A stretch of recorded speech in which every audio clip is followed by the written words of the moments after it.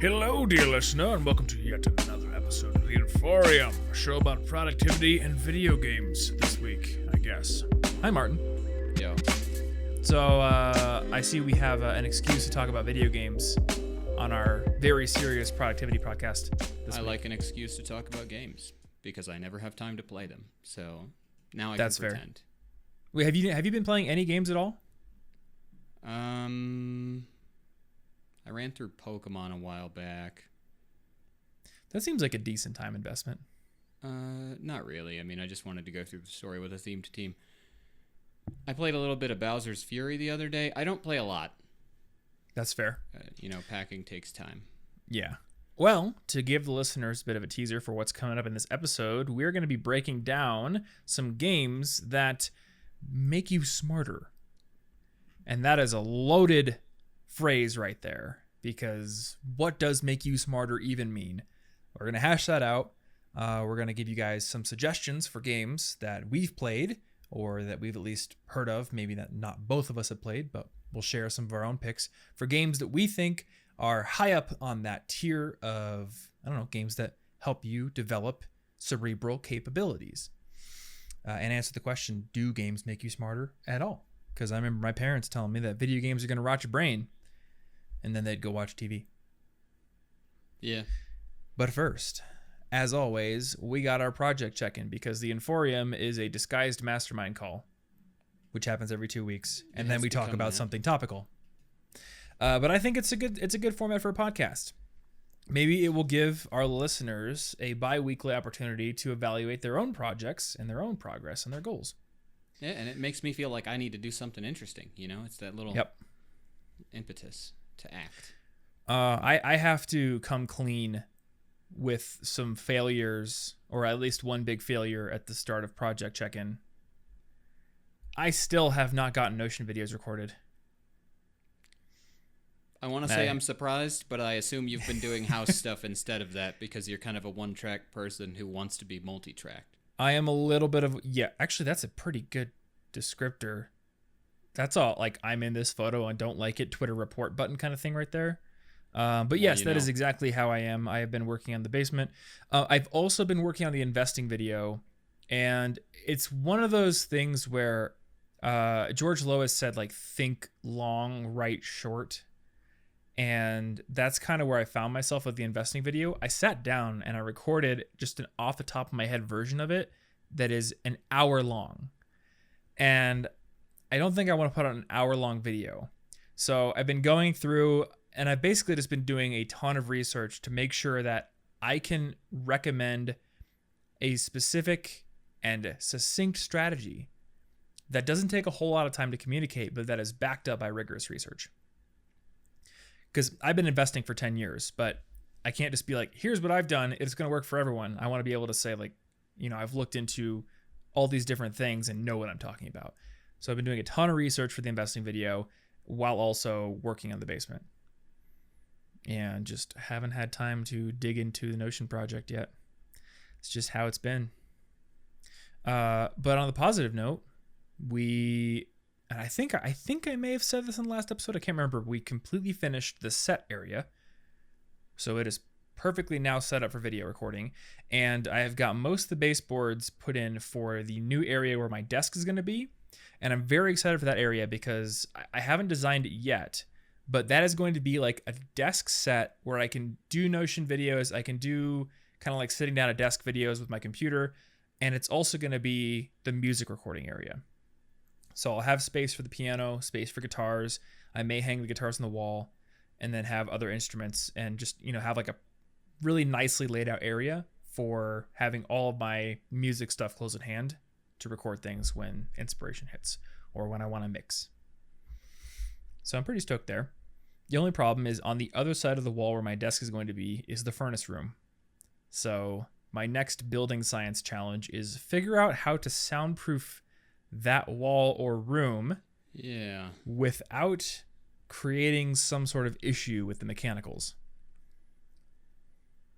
I don't know. It's all a challenge. Sounds tricky. Yep. Sounds tricky, but one thing I got to say is like this process of buying a house and now doing the renovations myself has taught me so much about how my house works, and not just how my house works, but just like building science in general. And I am just loving learning all this stuff. It's intensely satisfying to learn how my house works and to know that, hey, I can cut into a wall and not break my house down, not worry about it. So I may have said that last time, but it's still very satisfying as I go along with it. Yeah. So yeah, I will turn project check-in over to you. I know you've been very busy with move prep. I have still been moving stuff while I've been packing. Also paring down a lot. There is a lot of stuff I'm not taking with me. So I'm finally finishing acting on my minimalist dreams that I hadn't had the time for, because most of what we're going to move fits in my car plus like a shipping container. It's not going to be a lot. I'm willing to cut down on a lot, and it's more apparent to me than ever that every extra thing I want to keep needs to justify itself, because I'm paying and dealing with complications for every extra thing I want to move 900 miles. That's fair. Can we cash in on this and make a video called Martin's Minimalist Metamorphosis? I mean, maybe. I know you're all about them alliterations. Is gaining wings minimalist, or is that adding an extra feature I was fine without? Well, if you have wings, it's very minimalist because you don't have to touch the ground. So you're minimizing what you're touching. Okay, that's all right. You know what? I'll allow it. Just why not? But yeah, I've just basically been paring down on everything possible, and it's pretty cool. You're not getting rid of the piano, right? No. Okay, good. I think that is the one thing that I wanted to have. That's good. Your approach to minimalism is, I think, sane. You're not like, I want to get rid of everything and live in a completely white box. I think you're a little more minimalist than I would be, but it seems balanced. Well, I really just think that life is about the actions, the things you do, the things you like doing, and therefore I want all the things I have to be related to the things I'm doing. I don't want a lot of things sitting around that I don't actively use, because they're just taking space and maybe requiring maintenance and all sorts of stuff. But if I have a camera lens, an extra lens, and then I actively use all of the lenses I have, that's probably the right amount of lenses. If there are some that I'm not using ever anymore, then I probably don't need that one. It's just, things should be useful. Otherwise, I don't know why I would bother maintaining and keeping them. I have a bit of a different philosophy on that. I won't say I'm completely on the opposite end of the spectrum, but I'm kind of to the point where, like, I'm not going to keep things around because they're knickknacks or because I bought them for status. Like, I'm never going to be like that kind of a person. But if I bought something that was useful to me once, and I think it could be useful for further creative projects in the future, then I'll keep it. Like, I'm not getting rid of a ton of lenses, just because, like, I haven't used my 100mm macro in a few weeks. Like, I'm not going to get rid of it. Well, you still think you might use it. If you realistically, you might use it. It doesn't make sense to get rid of it. But I think a lot of times we're afraid to get rid of it because we think, what if maybe I use it? And you kind of know you're not actually going to use it. Mm-hmm. You're just convincing yourself to keep it. But it's realistic. You would use a different lens. Yeah, I guess, like, to put it in, like, the whole Marie Kondo terms, the question, like, does it spark joy? I worry that some people are, like, overly critical with that question. And, like, does it spark joy right now? Do I want to use it right now? And for me, I'm like, I'm not using it right now, but I don't want to get rid of it. I'm going to use it at some point. Yeah, and that, and a lot of people, like, they watch the TV show or something, and they didn't actually read the book, where she does specify things like what one should do with, like, a plunger, which, doesn't really spark joy, but is useful sometimes. And and also the spark joy thing is really sort of a translation issue that kind of sends a little bit of a different emotional message. Really? Just what's a little bit. Like, if you can express it in English, what's the actual meaning of what you said? I don't know that I would want to say that now with it's been several years since I actually read through it, but so I don't want to put extra words in her mouth. But spark joy is just a little bit more, like, it means a little bit something extra, I feel, in English than what the book implies the point is. Yeah. Well, I haven't read the book and I haven't watched the Netflix show, but... And the Netflix one is definitely, it's supposed to be watchable, so they pick good examples of like, whoa, that's crazy. How would you? It's got to be interesting TV. It can't be a reasonable. Yeah. I see a lot of people talking about it on social media, and it just seems like, yeah, the overall feeling is like, okay, it has to immediately spark joy right now. And I've got a lot of stuff where it's like, it doesn't necessarily do that, but I don't feel the need to get rid of it. I don't feel like I'm going to be unhappy keeping it. So, yeah, and you have a lot of extra space. I think clutter is really a matter of whether you have too many things for the space you're in, and I'm moving to a smaller space. So keeping the same things would mean that I create a now like twice as cluttered, terrible location to live in. Yeah. Okay, when is your move-in date? Because that's going to affect what we commit ourselves to over the next few weeks. Sometime between the 15th and 20th. And this is coming out, what, the 1st? Yep. Oh, so we're going to have an episode coming out possibly the day you move? Just right, potentially. It depends. Somewhere in there. Okay. Well, I imagine that's going to mean that you may not be committing to a bunch of non-moving goals. No, I've put basically everything else on hold. I'm not taking piano lessons. I'm not doing any therapy. I have my hands full. Everything's been paused. Well, I will commit to a lesson-based thing in your stead, because I signed up for an advanced learn to skate class. I want to get back into ice skating. And I showed up the first week, and they're like, oh, whoops, there's a hockey tournament. Sorry, we didn't tell you. There's no class. So that was a bummer. And then I showed up the next week, which was this last Saturday. And I guess an email had come out saying, hey, we changed the time of the class. And I just didn't see it because my email is crazy right now. But I talked to the lady at the front desk, and she's like, wait, you've passed a pre-bronze test, which is just like a test of different moves you got to do.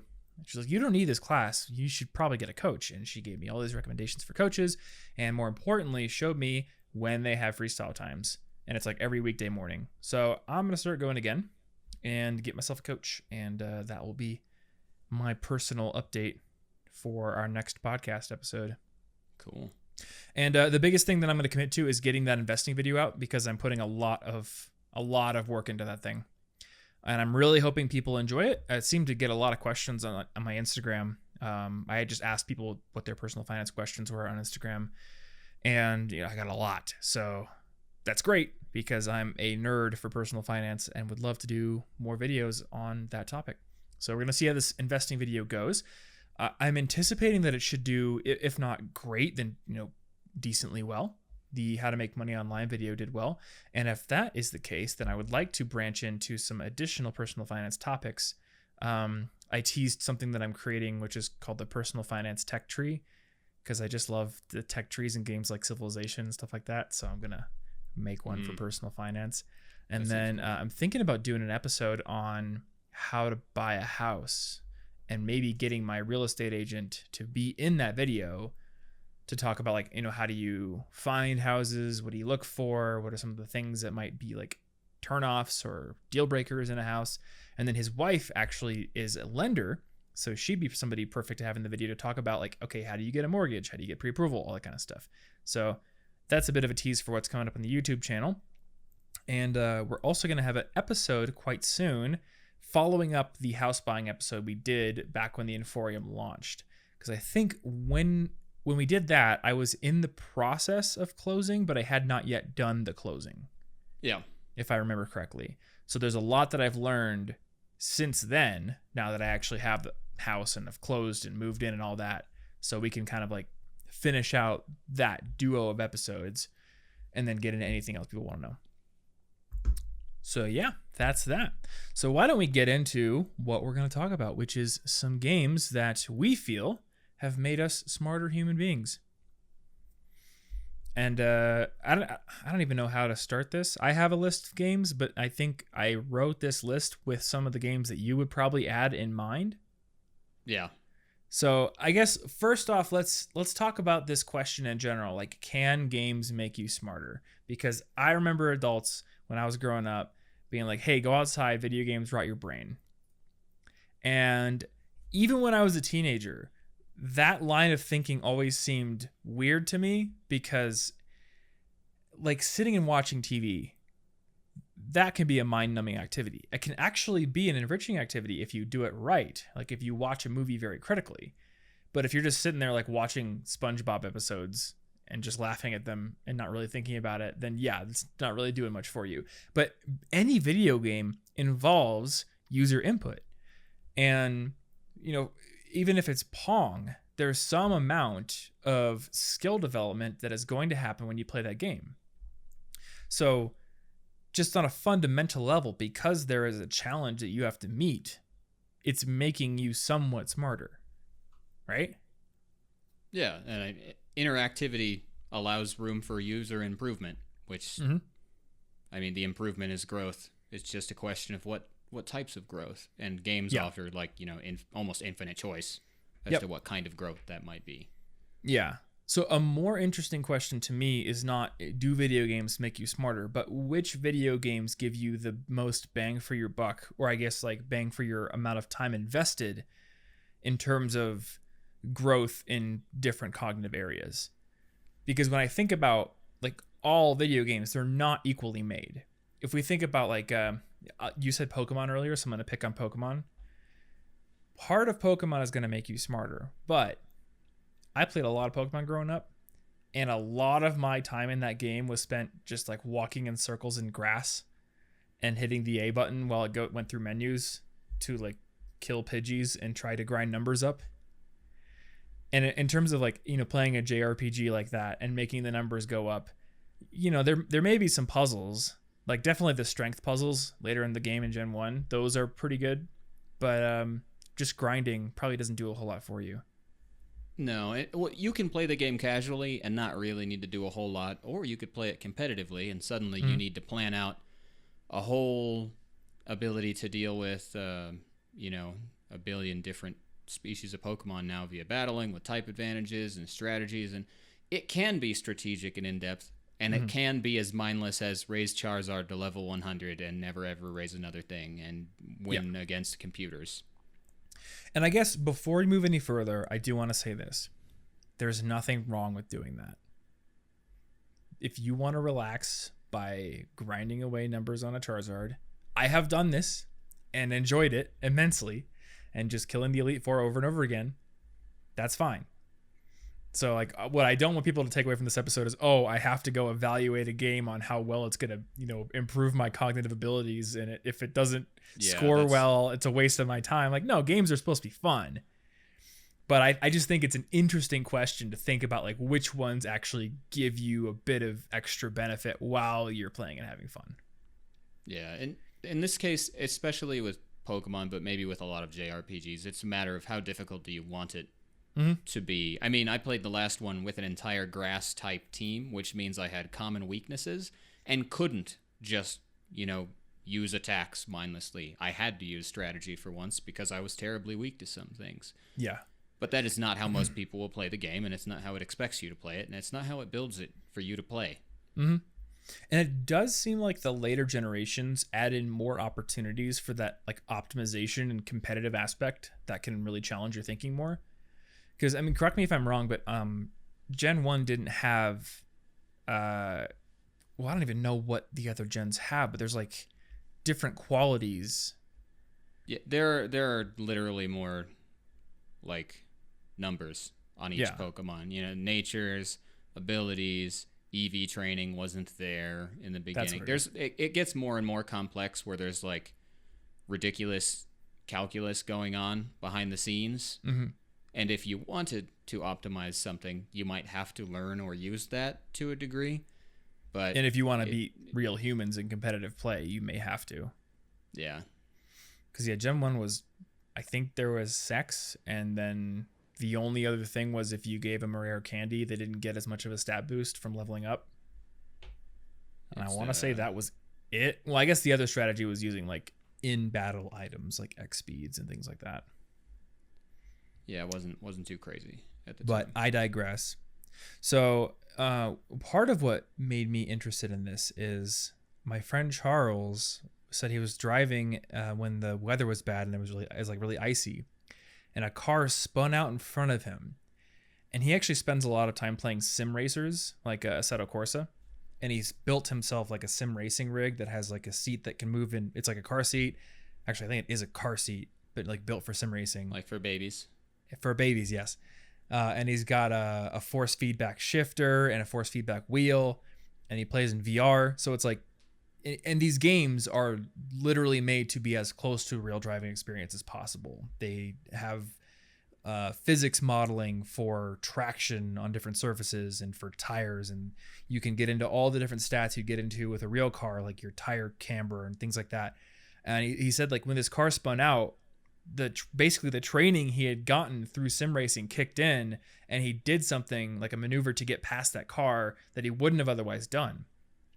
And that led me down some rabbit holes. And I've read that like actual race car drivers, when they can't get extra time on the actual tracks to practice, they will use sim rigs to get extra practice essentially. And real race car drivers will compete for like good times on sims, even if they haven't driven a lot in the sim itself, and do well. So when we're talking about actual hard skill transfer to something in the real world, a game can actually be a good teaching tool. It may not give you a one-to-one experience, but it can actually simulate and replicate a lot of the same aspects as that experience and give you at least some training. So that's one dimension of games making you smarter. Yeah. Like albeit one that requires probably an expensive and complicated setup.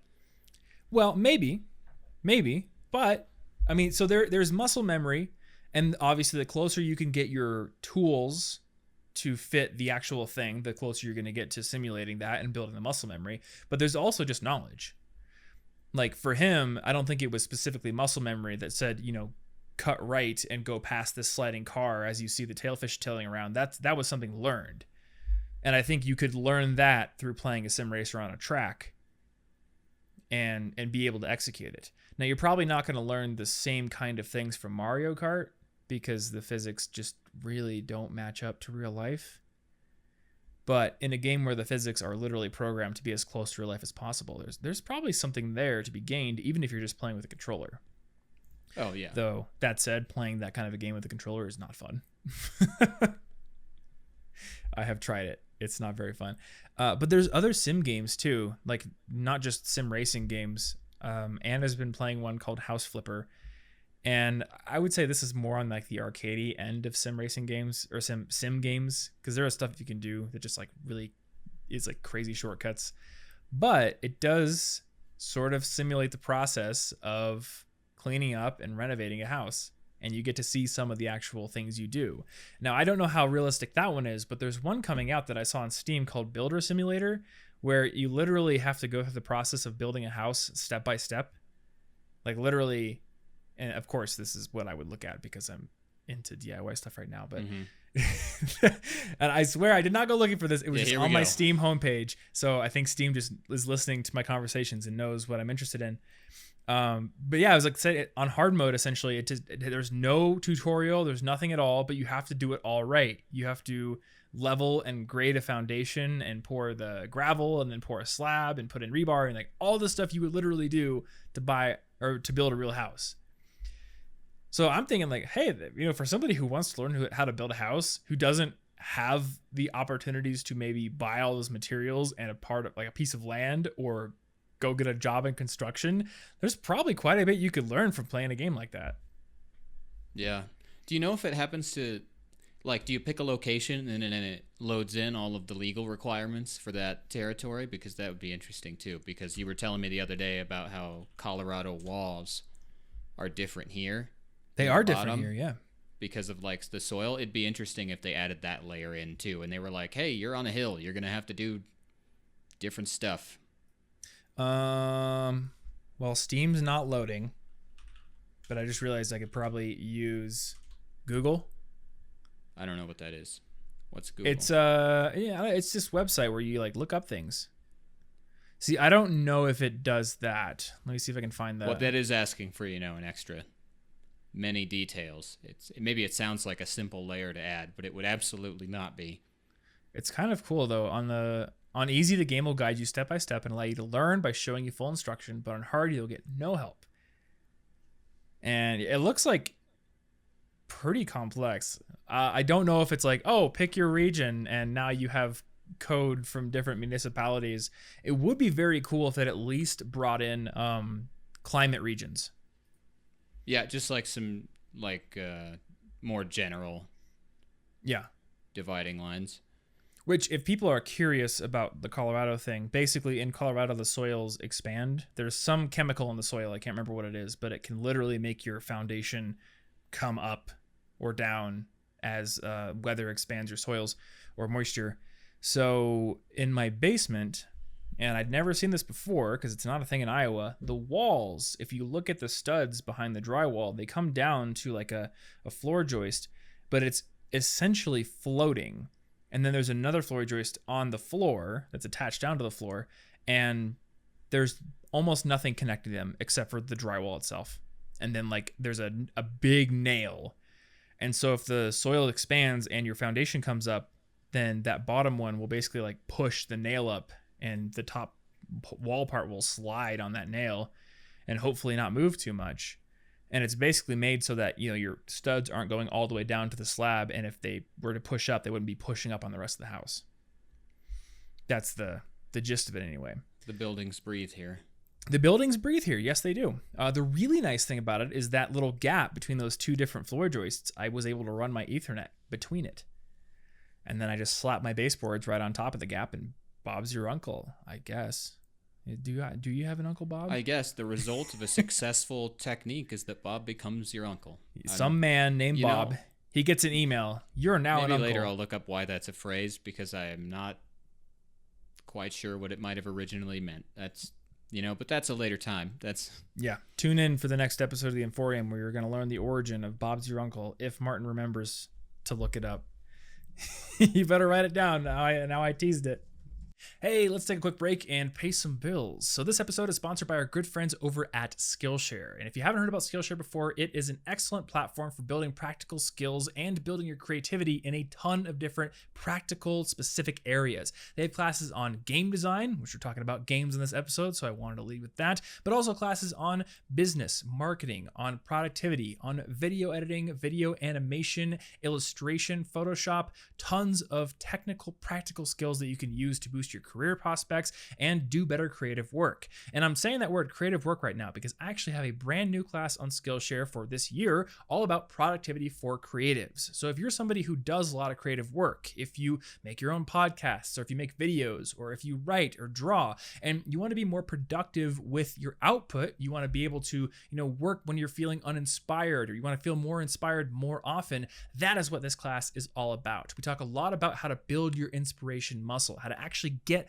on a schedule with your creative work and stick to it without that creative work taking on a robotic quality. How a schedule can actually, if set up correctly, help you feel more inspired and more creative. We also talk about how to reduce the friction in your creative process. No matter what you do, there's probably parts of your process that you could optimize to make the whole thing a lot smoother and a lot faster. So again, if you're a creative person, I think you're going to get a lot out of this class. And there are actually 3 bonus interviews with other creative people who I look up to and admire, including my friend Charles Cornell, who is a fantastic jazz pianist, Jordan Herod, who is an AI researcher and graduate student, and Ali Abdal, who you probably know if you listen to this podcast and his podcast, Not Overthinking. He's another productivity expert and a doctor. So they've got some additional insights at the end of the class, which are sort of bonus resources for everyone who takes it. So if you want to take that class, you can actually do it for free by going over to Skillshare.com/Inforium and signing up to get a free trial. Skillshare is already a super affordable platform with their plans starting at less than $10 a month for the annual subscription, but that free trial gets you unlimited access to the platform, and you can take a ton of classes during the trial's duration, including my classes. So once again, Skillshare.com/Inforium. Go check out my class if you're curious.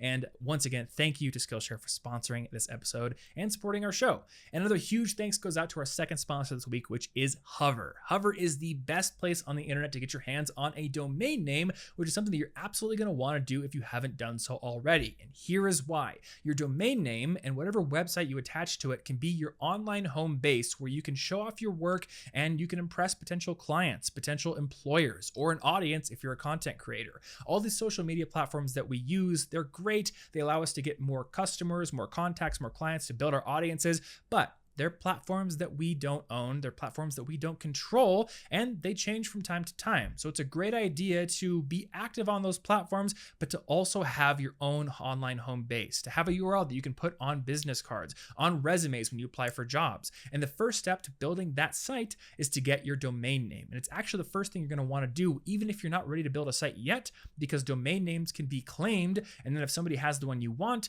you're not going to be able to get it. So get it as soon as you can. My domain name is thomasjfrank.com. And if you go there, you're going to see tons of information about me, content I've created. It is, again, my online home base. And here's why Hover is the best place to get that domain. They have over 400 different extensions to choose from, so you can do lots of fun ones like .lol or .limo, but they also have your classic .coms and .mes. And more importantly, a lot of other registrars annoy you during the sign-up process. They've got lots of upsells and things they want to get your money from. Hover's checkout process is friction-free and super quick. And once you have your domain name, they give you some extra tools to take it that much further. They give you an email tool so you can hook it up to a professional email address like thomas@collegeofvogeek.com, which is mine, and a connect tool, which lets you easily connect it to website builders and even online store builders if you want to build your online store. Like my fiancée Anna has her own online store on Etsy. You could redirect your domain over to your Etsy store if you wanted to. So if you want to get 10% off of your first domain purchase and support this show and lock down that domain name before somebody else grabs it,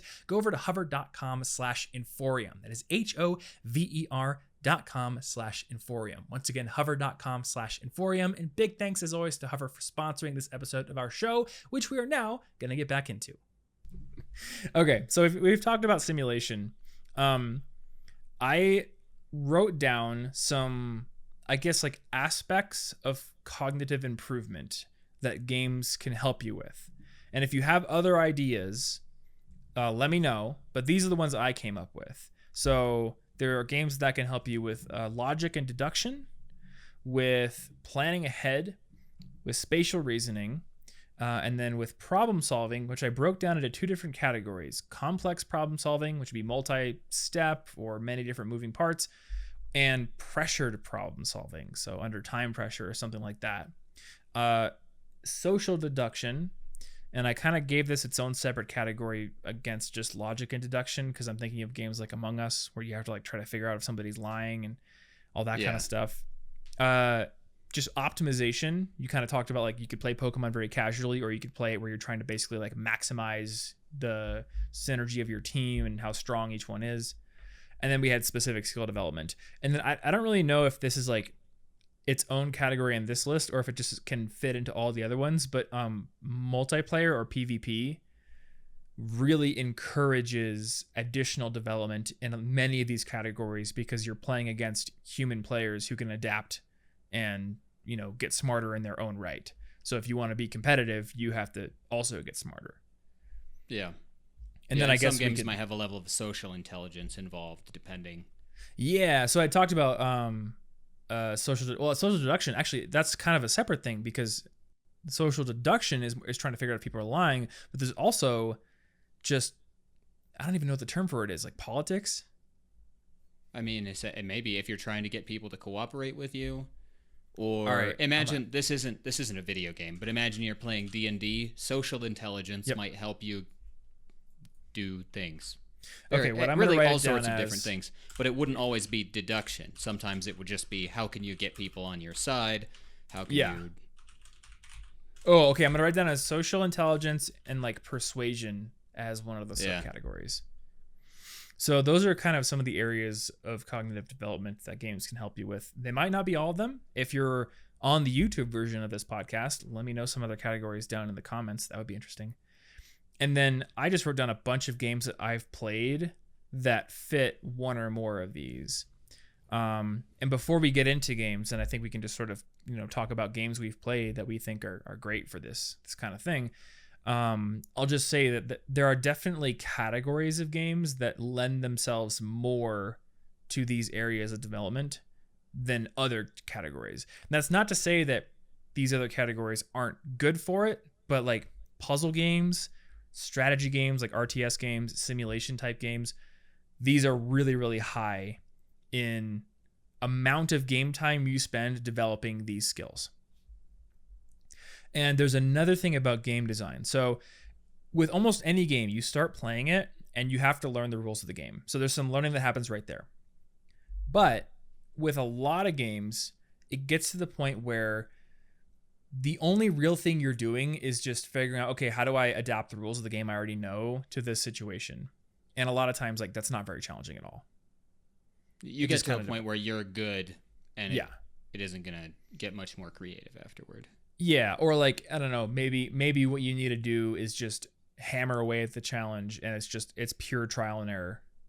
And there comes a point where, like, that's not doing much for you outside of that specific challenge. I think of a game like Cuphead. Cuphead is literally all about trial and error, and just in like Twitch platforming and shooting skills. So, every single boss fight you go into, they have some different gimmick, but it's really just like another opportunity for you to apply the very limited tool set you've been given to a specific challenge. And there's some value there, but in terms of like, if it takes me an hour to beat a boss, 55 minutes of that hour is, okay, I figured out what I need to do, and I just literally need to build the Twitch muscle memory to do it in this specific instance. And you can't necessarily guarantee that will like help you with the next one. They might just switch like a Zelda dungeon where they're like, yeah, that item's actually going to be de-emphasized from now on. And well, I do think so. It does help you in the future, but it's a narrow area. Like you don't start Cuphead at the hardest boss. If you did, maybe you could beat it, but it's more efficient to have this gradual difficulty curve that goes up over time. And even outside of one game, like hours put into Cuphead are probably going to make me somewhat better at picking up a game like Celeste or Contra or Hollow Knight. It's different game, different mechanics, but at the end of the day, they're all twitchy platformer, boss fight, side-scroller games. But are those kind of skills going to translate to other challenges? Are they flexible is a question. And that's actually a very important question to ask here. I remember back when we were in high school, there was a game that came out called, I think it was like Brain Age for the Nintendo DS. Yeah, I had that. Yeah, and it was like it was probably the most popular example that I remember of these brain training games. And they were marketed like, oh, you just 5 minutes a day in this brain training game will make you smarter. And then it turns out, I would have to pull this, but I read some research a few years back about how, when you do these really, really simple brain training tasks, really what they help you do is get better at those types of tasks. And that's kind of it. Yeah, I would say skill transfer as a concept is often overestimated. Like the flexibility of the specific thing you're doing isn't guaranteed. So that the trick is really to be doing a lot of different examples surrounding it. And Brain Age gives you only a handful of exact things you can do. Mm-hmm. I used it to try to teach myself to write left-handed. That's what I did with Brain Age. That's pretty interesting, but it wasn't the game's design that did that. But I think you can design a game where the challenges are more complex. They're more integrated. You have to use multiple skills at once. And that actually applies to things outside of that genre of game. Just like learning a language doesn't just make you better at learning languages. Because there's a whole bunch of meta skills that you have to bring to the table when you're practicing a language that are going to help you in other areas of your life. Yeah. And like this is where I was sitting down like thinking, okay, what kind of video do I want to write on this? Because I wanted to do a video on it. And you quickly get to this point where you realize like the dividing wall between video games and that which is not video games is really permeable and fuzzy. Like, if you're doing a training exercise for your job and it's on a computer and it's not called a game, but it's software, or you're in my math lab doing math exercises, like there's a lot of transfer and similarity between things like that or things like on Brilliant versus like things on a video game. Yeah. And, maybe not like Pokemon or Mario, but a puzzle game is going to have a lot of similarities. Some puzzle games are literally closer to programming than they are to other video games like Mario Kart. Yeah, part of it's just how you dress it up. Yep. Yeah, so really what I see video games as is just like software that gives you goals and challenges that keep you interested in progressing. And in many cases, what a game does that, say, your homework doesn't do, is wrap the whole thing up in a story, and like, you know, kind of like boxes it up as like it's a game. But at the end of the day, that may be the main difference. There's one game, and I'm not going to recommend it in my list because, number one, I haven't played it, and two, I've heard it's incredibly difficult, but it's called Shenzhen IO. I do have some recommendations from the same developer, but that game you literally have to program. And when you buy it, you get a PDF full of documentation, just like you would for learning a programming language or framework. And you're encouraged to print it out and put it in a 3-ring binder. And like it gets to the point where you're like, okay, is this a game, or am I just getting a job as a programmer for a fake company that you paid to get? That you paid to get, yeah, like Builder Simulator. Is this a game, or am I just doing work and not getting paid for it and not having to sweat, I guess, until they come out with Builder Simulator VR and you put heat lamps in your room to make it extra I mean, accurate. some of that stuff really will add to that. Just made me think of the Skyward Sword battles. Now it's like, yeah, you can get really into some of the physical game stuff. Mm-hmm. That's true. And I didn't put any on here, but I have to imagine VR has a lot of potential for games that can maybe translate to real world skills. So that would be cool to see. Okay, so with all of that preamble, I guess, out of the way, I want to talk about some games that we feel are sort of high on that list of games that, you know, for the amount of time you put in, give you a lot of cognitive benefits. And I will actually let you start and pick whichever one you want. And we'll go through a few. I don't have a number in mind. I'm going to have to go with my clear favorite and blatant example anytime I think of smart games, and that's Baba Is You, because that game is the smartest game I have ever played. The game and is it's fantastic. Also charming. It's so ridiculously intricate, and there were so many parts of that I couldn't solve just for like a week or two, and I'd have it in the back of my head, just like, how am I supposed to do it? But in the game, basically, you rewrite the rules of the game on the fly. You're a little thing called Baba. You want to get to a flag. Generally, you want to get to a flag. Even that can be changed later. And there will be little sentences on the level that describe things like wall is solid or something to that effect. I don't remember the actual nouns or adjectives right now. So, like, if you want to get through the wall, one potential strategy would be you can push the text generally again, and you would push the word wall off or solid, so that wall is solid is no longer stated directly. Then the walls, you would phase right through them. You rewrite the whole game as you go, and you there's no choice but to think incredibly outside of the box for this. There's tons of planning ahead. Sometimes stuff moves in the level, and you have to figure out the right time to rewrite the rules in order to make it make sense. I don't know that any other game I've played has made my brain work so hard. Yeah, that's the kind of game where after 20 minutes you're mentally exhausted. Which you maybe play like one or two levels and you leave. You're done now. That may be a good hallmark or a good barometer for, like, does the game help you get smarter? Are you literally mentally exhausted after one or two levels?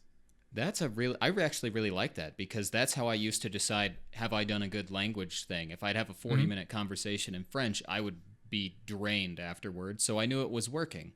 Yeah. That's how you know you're learning something. So if this game exhausts my brain, clearly my brain is doing something. Yeah. I also love Baba Is You. I remember it's one of those games where you feel like an idiot for so much of it, and then it all clicks into place, and you're like, I am a genius. And those kind of games are wonderful. When you do it.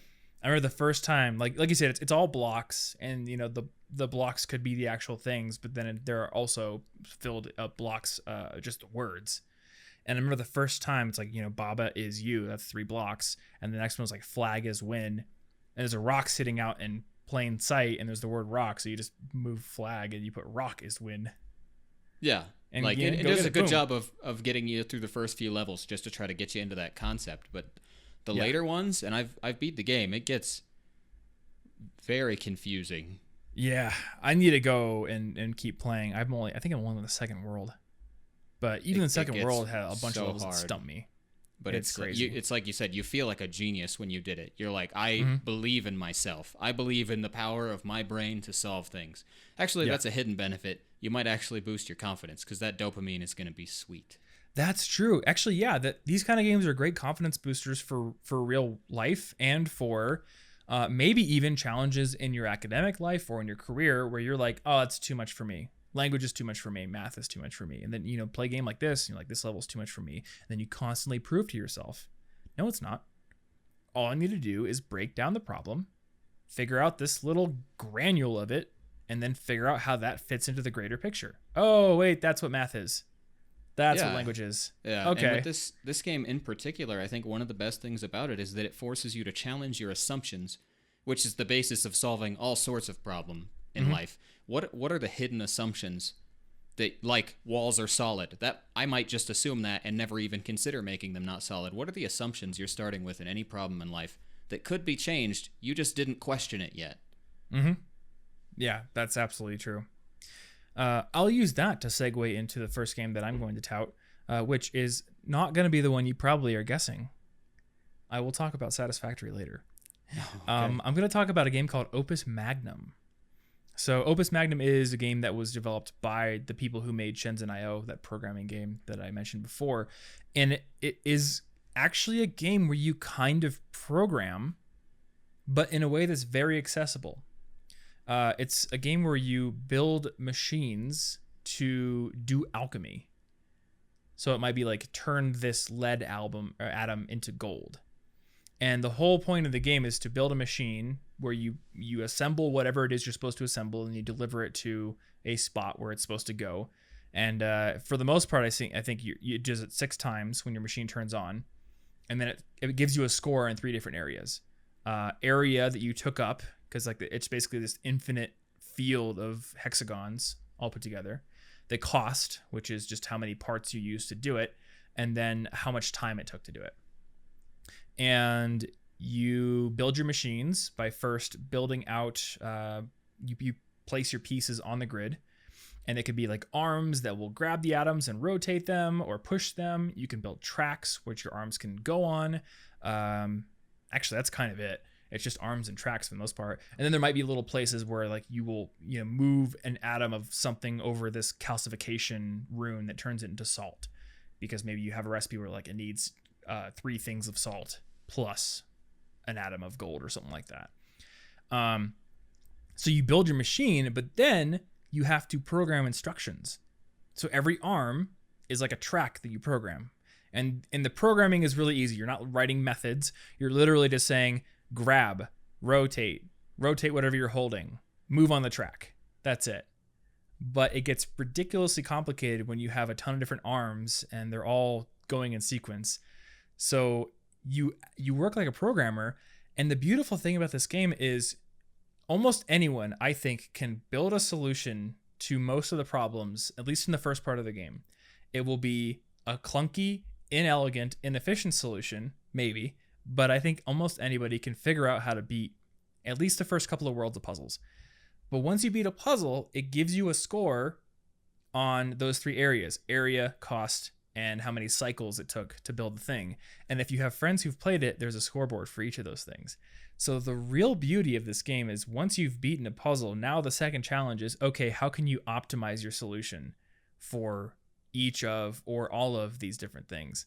And that is where I come away after playing 1 or 2 puzzles with my brain just absolutely exhausted.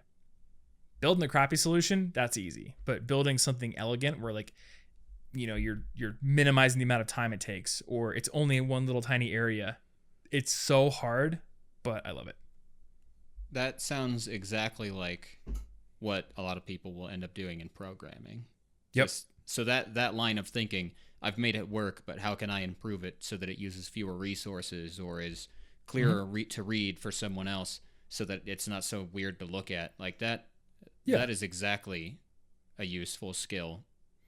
Well, it's kind of a good illustration for anybody who wants to get into programming, but who doesn't understand the point of learning the fundamentals of computer science, which was me. When I was learning JavaScript and then PHP as a teenager and then in my early 20s, I was like, oh, well, why do I even need to use methods? Why do I even need to use all these different super optimized sorting algorithms? I can just write all the code that does what I want right here and then call it a day, right? Like, why does it matter? Why do I need to pay thousands of dollars to go to college to learn about, is bubble sort more efficient than insertion sort for this particular kind of problem, all this kind of stuff? And then, you play a game like this and you start to realize, like, no, optimization really matters. If all we did was just build the first working solution, then our world would just be like this ugly, inelegant mess of unoptimized crap that didn't work very well. And specifically, we'd have component parts that you wouldn't be able to easily put together because they'd just all be kind of a house of cards that did something, but not very well. So, especially in programming, learning the fundamentals of how to make your code elegant and how to make it run fast and how to make it smaller, that's super important. I think people who were programming back in the olden days understood this better because maybe they had like 1 kilobyte or kilobit. They were also wizards at it. They had to fit just so much into so little. One thing that still blows my mind is the music in the fourth world the fourth level of each Mario world in Super Mario Brothers. It's the same music from the first level, just sped up a bit and changed up a bit because that allowed Miyamoto's the one who made it, right? I believe it was. Which game? Super Mario Brothers. I don't know to what extent what made means.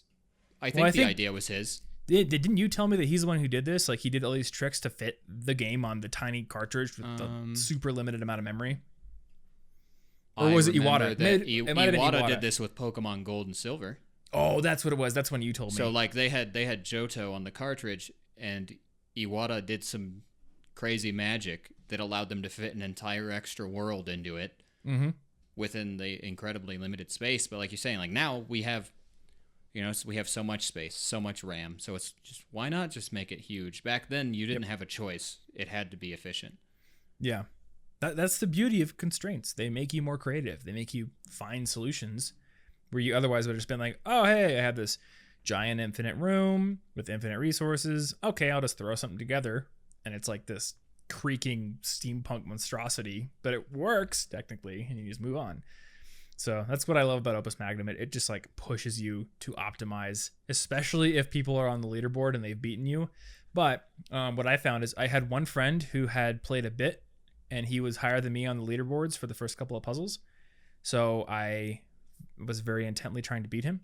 And then I got to the first real world of puzzles after the tutorial and realized his name was gone. So I think he quit really early. And I was a little sad because I have nobody playing Opus Magnum and challenging me. But it is cool because even if you don't have friends, you get like a graph, a distribution of like the whole game player basis solutions for each of those 3 areas. So even if you don't have friends who can give you a specific number to shoot for, you can see like, okay, it looks like, my cost was 60 and it's looking like people got it down to 20 for this solution. So back to the drawing board. Yeah, so you're just like, I know it's possible. I know it's possible. Now I must do it. What's another game for you? Maybe Braid. Braid is one of the very first games I got a Steam account for. And it's a unique style of puzzle, but I don't think, part of the thing is you can reverse time. You can do a little bit of time travel tricks in the game, which obviously we can't do that in real life. But I think what it really helps you do is you have to plan ahead in order to use this skill. You really have to know, how am I going to do this ahead of time and keep trying things. Actually, the same applies to games like Celeste, where largely it's you need to do this right in more or less one go to make everything line up, make the stars align. So how are you going to imagine everything ahead of you using the weird powers at your disposal to make it happen? Yeah, Celeste is an interesting example because, at the surface level, you think, oh, it's just a twitchy platformer. And for maybe the first couple of worlds, that is what it is. But yeah, later in the game, I'm thinking specifically the third world, I think, is where this really starts happening. There come levels where you need to know what you're going to do like 15 moves from now before you even start. because there's timing elements, there's stuff that's going to go away the moment you touch it, like all kinds of stuff like that. Yeah, and you're physically going through it. Sure, that's pretty like twitchy, or your reflex is good, which is still a useful skill. But you can't do it until you've actually solved how it works. And then chapter 9, the extra final chapter they added, that is very challenging. And I beat all the B and C sides and chapter 9 in that game, and it is very complicated. Also, you have to deal with failure quite a lot. You have to die tons and tons and tons of times. Yeah, it's true. And maybe that's just a lesson about life too. Something interesting about Celeste. So in addition to all the platforming stuff, that game made me more emotionally intelligent. And it did that through its story. And I can't think of any other game where the story has actually made a real significant change in my outlook on life. Because I played that game and I had never really dealt with any kind of like significant anxiety in my life before. Which, I guess that's a statement of privilege, but yeah, I mean, I grew up with, go through hard times and stuff like that. But the kind of anxiety where you're like, I don't understand why this is happening or why I physically feel bad right now, that kind of thing, where people had described it to me, but I had never experienced it. That game and its story teaches you about that. And I don't think any other game story at least that I've played has had that much of an impact on me personally. Yeah, I thought the story was really cool for that. I like when stuff like that's generally hard to... You can say it in words, but maybe you can't transfer the feeling of understanding. Mm-hmm. That's, like part of why I liked also John Green's book, Turtles All the Way Down, because he expresses some things about obsessive-compulsive disorder that are hard to express. And in this case, the game's doing sort of the same thing. It's getting into a thing that's hard to transfer to people who don't directly have it. Yeah. And when you're playing through a game, you're playing as that character. So there's a little bit of self-insertion that happens. And maybe that, that interactive medium actually allows you to empathize with the character a bit more. I'm not sure. But all I know is the way they wrote that story was absolutely fantastic. So good additional thing on our list. I don't think I had Celeste on there, but I would add it absolutely for that reason, but also for the reason that you stated. So the one you had mentioned was Braid, right? Yeah. Yeah. Braid gets hard in the later levels, and it's a platformer, but it's never like, oh, the platforming was too hard. It's figuring out like, what do you need to do to get to get from where you are to the key or the door or whatever it is. It's a much slower planning ahead issue than Celeste, but you still need to basically... And there are some levels where when you walk forward, time goes forward, and all the creatures go forward in their pattern. And if you walk to the left, they all go backwards. So you find yourself, like, you can't make a lot of mistakes, and you need to understand the perfect pattern that will let you get through it. Otherwise, it doesn't make sense. Yeah. Or you'll jump on a creature to defeat it, and then if you go backwards, it just like respawns itself back in time, essentially. Yeah. So, and then some of them you don't want to kill, all kinds of stuff. The next one that I will recommend is called the Talos Principle. So I think a lot of people playing this have probably played Portal in the past, or Portal 2. I also think those two games are pretty high on the whole like cognitive challenge for amount of time you put in end of the spectrum. Talos Principle is more of that and harder. It's not Portals, but it's a 3D based game where you're like every single thing you do is a challenge of some sort.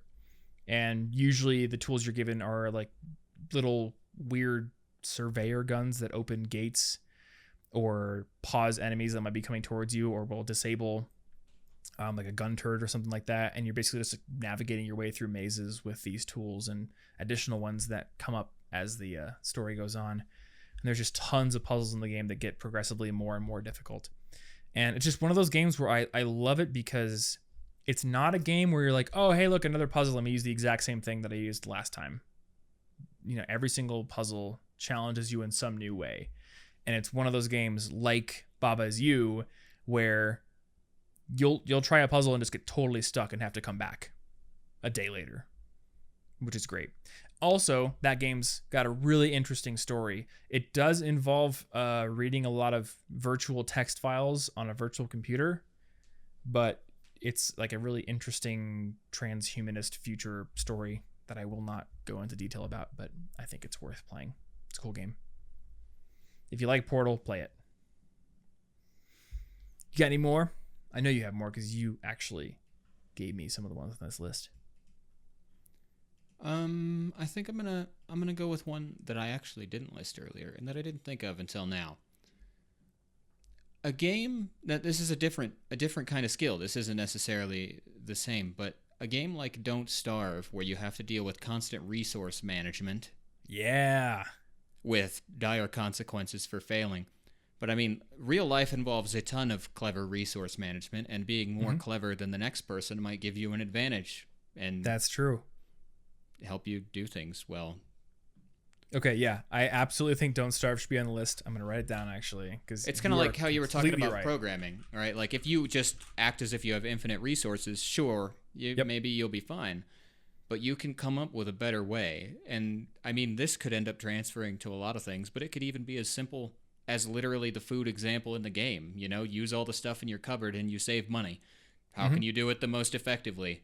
It's something that actually applies in a world of limited matter. Yeah.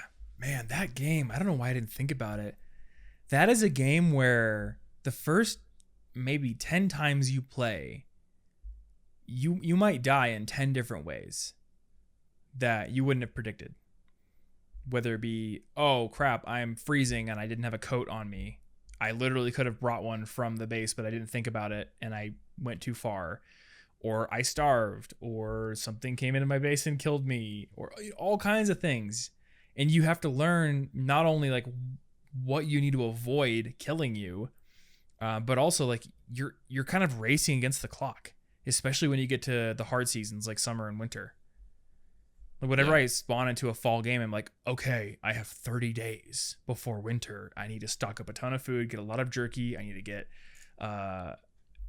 like wool to make coats and all this kind of stuff. And it does take a lot of forward planning. Another one that I didn't actually write down on my list of like cognitive areas where you can develop is just developing like learning the intricacies of a system and all the facts and knowledge there. Now, I don't know how transferable that is to learning the like another system's intricacies, but I have to think like if you put a lot of practice into like memorizing a ton of facts about one thing, like, you know, all the different crafting recipes in Minecraft or the different recipes in Don't Starve, you probably get a little bit better at doing that for other things as well. I don't know if it's as fluid and transferable as something like spatial reasoning or complex problem solving, but it is there. And then Don't Starve also has pressured problem solving because you're on a time limit and you're almost always running low on something, which is cool. Yeah. And there are other games like Minute, which makes you solve puzzles within a minute and then it reboots you every time that minute passes. Mm-hmm. There's another game involving space that has a somewhat similar time loop concept where you have a time limit to solve something. But I'm failing to remember its name because I haven't played it. Yeah, I can't think of what that is. You're talking about it the other day. It's not FTL, right? I haven't played that one yet. Something. I don't remember. You know what? I don't remember what the name is. But games with time-limited, pressured solving like that are really interesting. Mm-hmm. Okay, I'm going to recommend a game called Slay the Spire. And I will also tack Magic the Gathering onto this recommendation.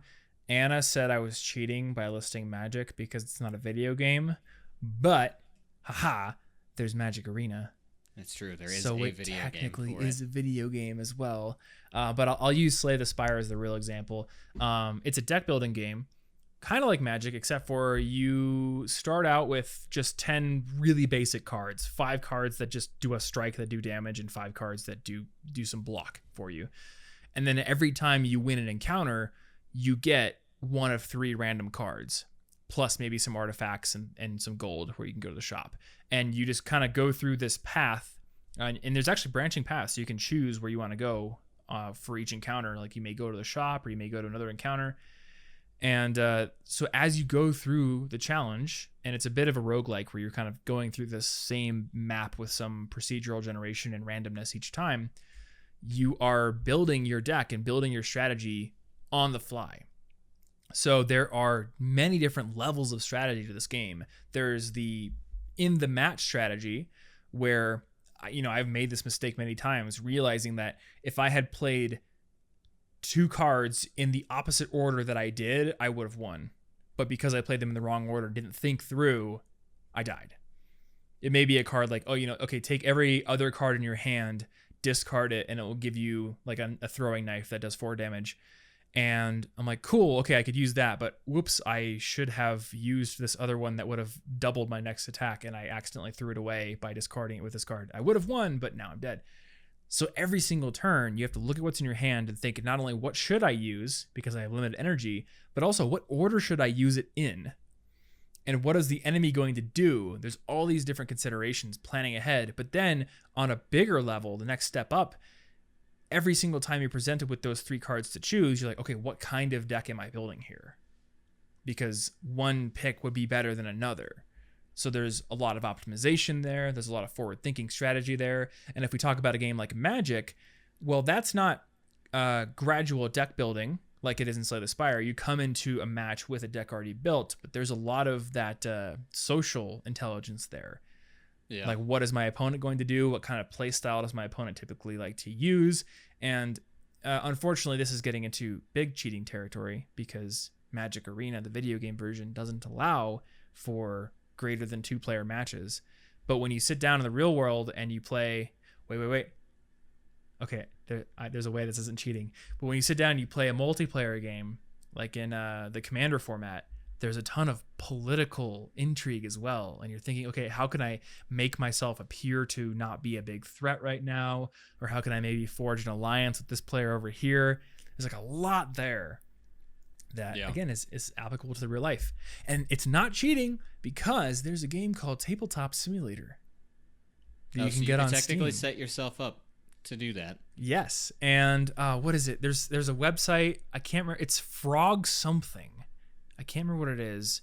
Maybe Guillermo can find it for the show notes. But you can put in like the Magic cards you may have in real life, and you can build your real decks as a list of cards that can then be imported into Tabletop Simulator. So technically not like cheating. A more complex version of pointing a webcam at your deck. Yes. I guess you could also port a webcam at your deck, but that sounds really inconvenient and annoying. Oh yeah, I imagine there would be inconveniences there, but I've known people to do it. And I guess you could do it. You need kind of like a Magic really make it for me. Some deck styles only work with the politics, and and it's really, really tricky to make yourself grow in power, but also not look like a threat at the same time. Mm-hmm. Also, I had to learn a statistics thing to build my deck back when we were doing that. Like, in order to make sure that I was doing a super fast growth green deck, so I ended up having to learn to a small extent. I definitely wouldn't say I understand this concept, but hypergeometric distribution, which is the type of math you need to do to know if I have a deck of 100 cards and this many land cards, what are the chances that I will have at least 3 in my opening hand? And I wanted that chance to be 50% of either 3 land cards or 2 land cards and one of my doubling mana cards. Yeah. So it's like ridiculous statistical stuff that you have to learn to get into how to build your deck properly to make sure your chances of getting an opening hand you want are high. Yeah, and I mean, it doesn't even stop at just opening hands. There's the consideration of mana curve as well, where, how many low mana cards do I have in the deck versus high ones? What's the chances I'm going to draw a high one that I can't use in my opening hand because I don't have enough mana at first? Like, there's a lot of that preparatory strategic aspect to deck building. And that is to say nothing of the mind games that happen when you're actually playing another human being or more than one. I'm absolutely on the same page as you. Magic is at its best when it's like 3 or more people and there's that political aspect brought into it. I love it. Yeah, like you can attack now, but should you? It adds that extra layer, because otherwise if it's 2 people, I don't know why the answer. The answer is much more commonly just attack as soon as you can. The time is running out. Mm-hmm.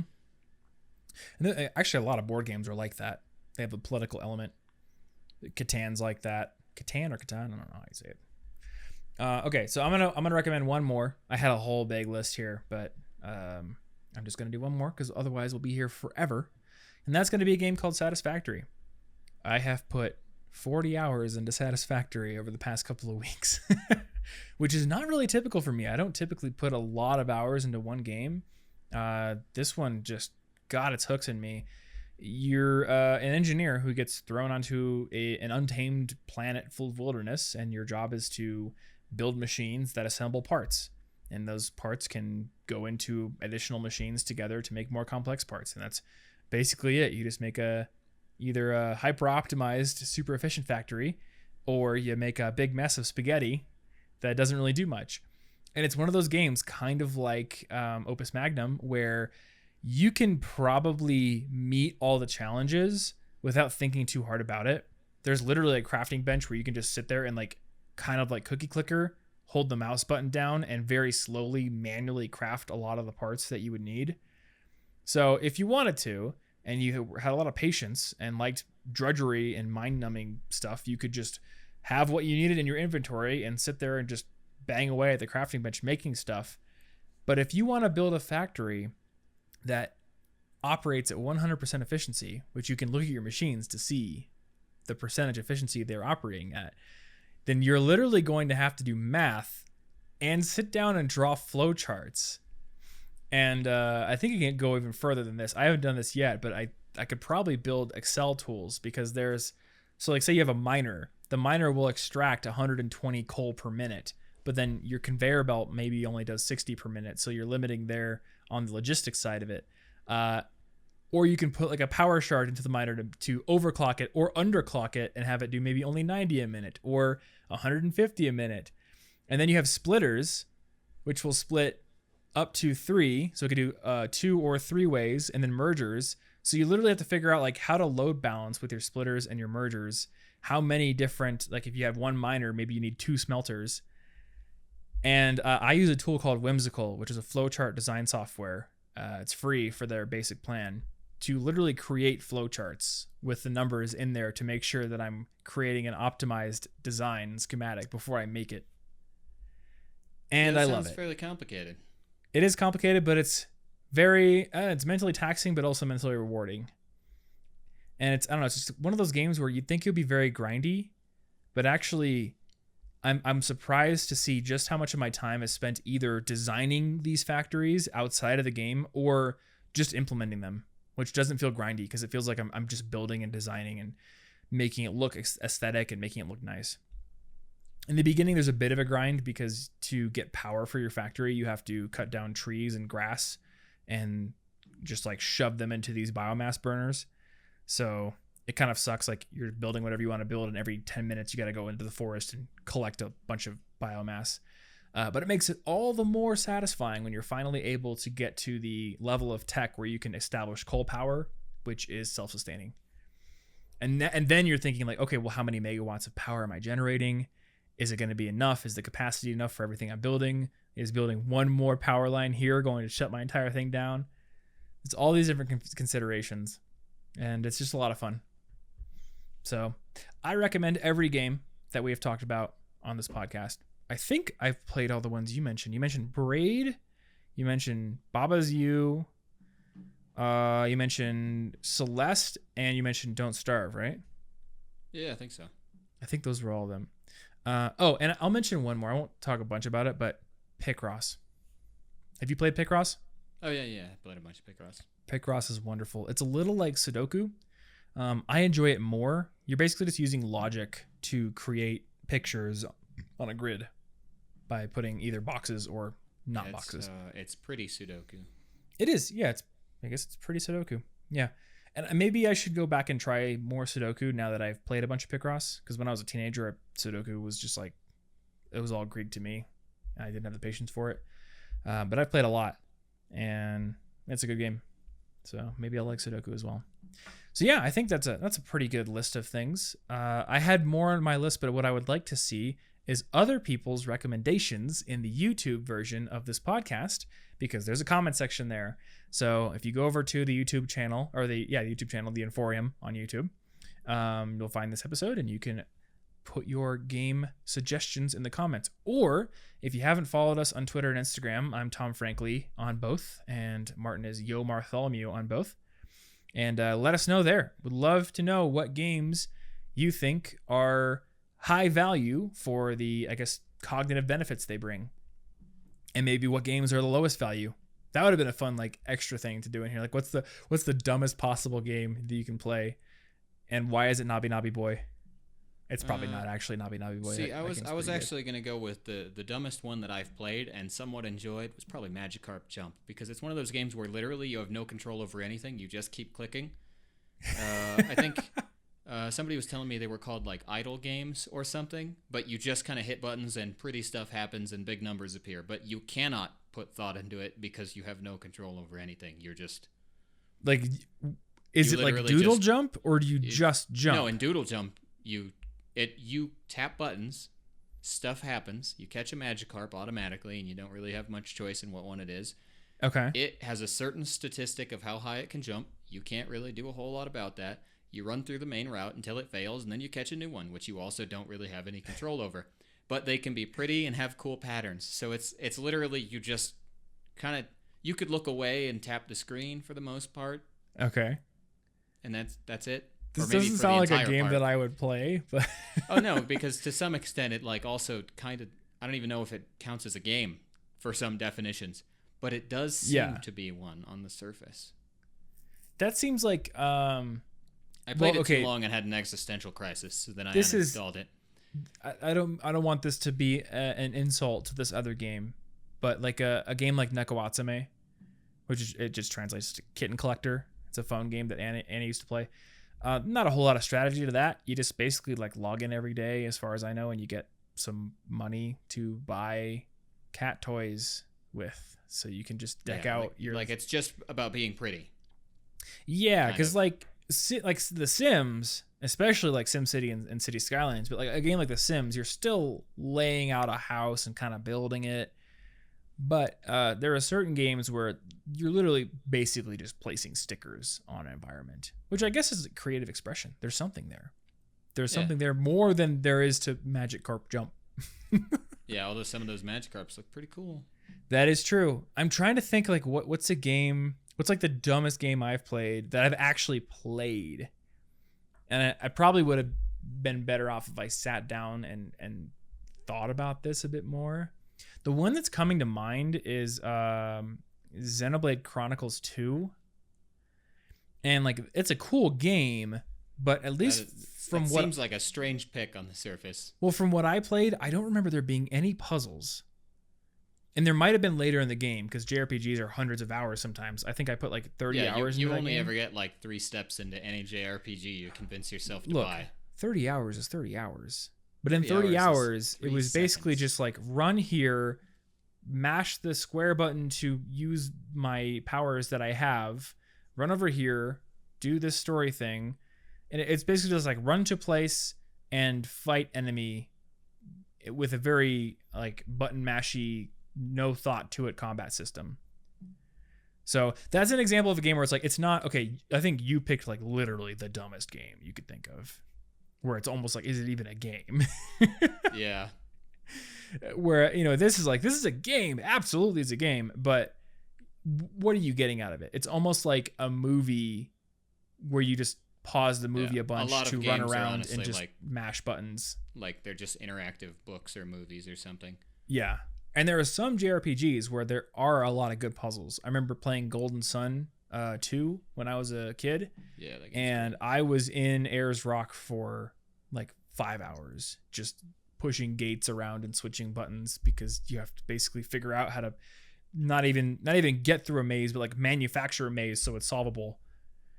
So yeah, there's a lot of good puzzles in that game. But I don't remember there being a whole lot of good puzzles in Xenoblade Chronicles 2. Maybe later in the game. But look, if I got to put 30 hours into a game to hit a puzzle, then I'm just going to assume it doesn't have any puzzles. That's just me. Yeah, you really got to stop buying JRPGs. I really do. I should never buy another one. I should know myself by now. I don't know. There are probably other ones that I could think of. The other one that I think of right now is what is it called? It's like this game on my phone where you just switch. You're like a lumberjack and you just switch which side of the tree you're on, and that's it. Yeah, that's all you do. Yep. Not that complicated. Not that complicated. Timberman. That's what it's called. Yeah, Timberman doesn't have a whole lot of. That's like just a reflex thing. I mean, there's a little bit of planning. You get to the point where you're like, okay, I can see that branch up there. I know that in 3 hits it will hit me, so I can hit twice and then switch. But once you kind of know that, there's really not a whole lot else there to learn. It's just reaction time, basically. But yeah, so I think that's where we'll call it. Would love to hear other people's suggestions for games that make you smarter. Would probably love to try some of your suggestions. I know people. And I guess I'll get this out of the way. I know people who know that I like to play Satisfactory are going to recommend Factorio and Dyson Sphere Program. I have purchased Factorio, haven't yet played it, and then Dyson Sphere Program is on my list. So feel free to say it anyway, because I know people will. But I do have those 2 on my list already. So we'll check those out. But yeah, other suggestions for games like Baba Is You, things like that, welcome. Thanks, as always, for listening to this episode of the Inforium. You can find the show notes over at... Oh, boy, I don't have the actual show notes thing. Here it is. Here's the Notion document that you titled Game Make Smart Vary. I thought that was a fitting title. But the number of it is still 999, so I need to figure out which number. It's 315?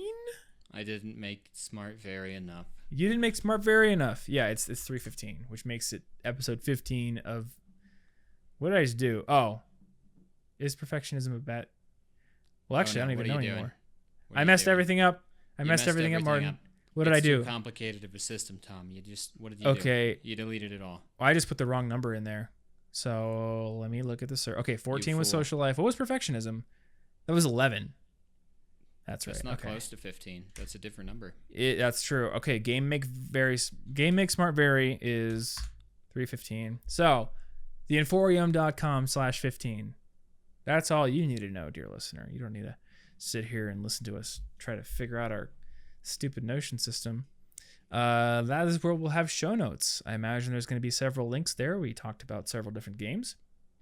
So check those out if you're curious. Otherwise, don't, because I'm not your dad. I can't tell you what to do.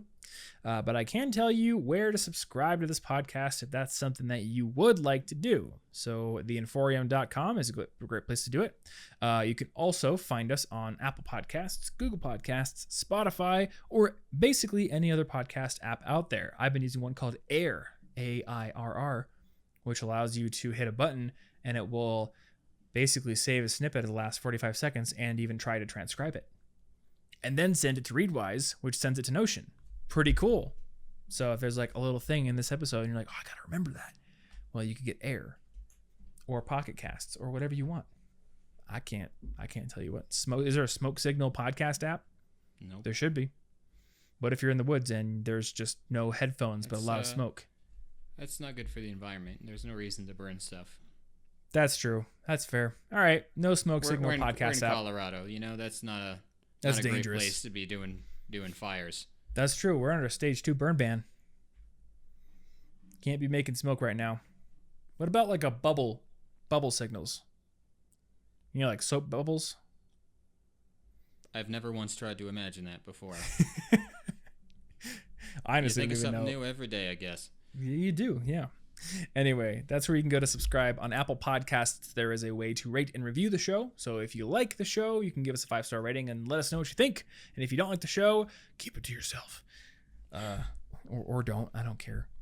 Well, I do care. But, you know, hopefully we're better than like 1 star. And I think that's about it. So, as always, thank you for hanging out with us. And we will see you in the next episode. Stay cute.